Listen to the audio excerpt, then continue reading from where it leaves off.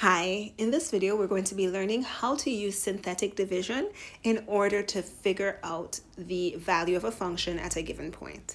All right, so first we are going to need to go over synthetic division, and in order for us to do that, we're going to need to know what our coefficients are when our function is arranged in standard form.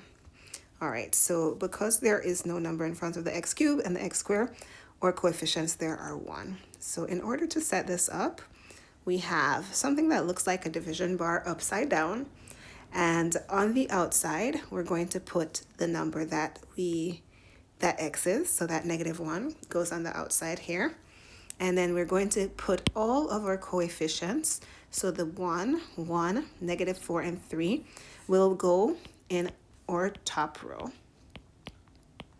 So we have 1, 1, -4, and 3.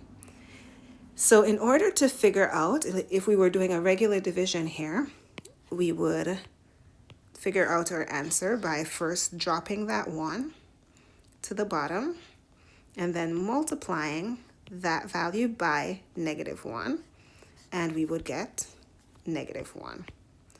Following that, we would add these two values and we would get 0, and we multiply 0 by -1 to get our next number, which is 0. Then we once again add these two values and we get -4, and we keep going in the same pattern, so we multiply -4 by -1 and we get +4, and finally, same pattern, we add these two numbers and our final number is the remainder. Now, how this is useful in this particular problem is that the remainder will also be the value of the function at that root. So when x equals -1. All right, so that magic is pretty amazing and it's almost too good to be true. So we want to make sure, and we can check the good old-fashioned way. And so our original function, f of x, so let's plug in just to do a check until you are convinced that this does work. So f of -1 will be equal to -1 to the third plus -1 squared. And again, I'm just plugging right back into that original. -4 times -1 plus 3.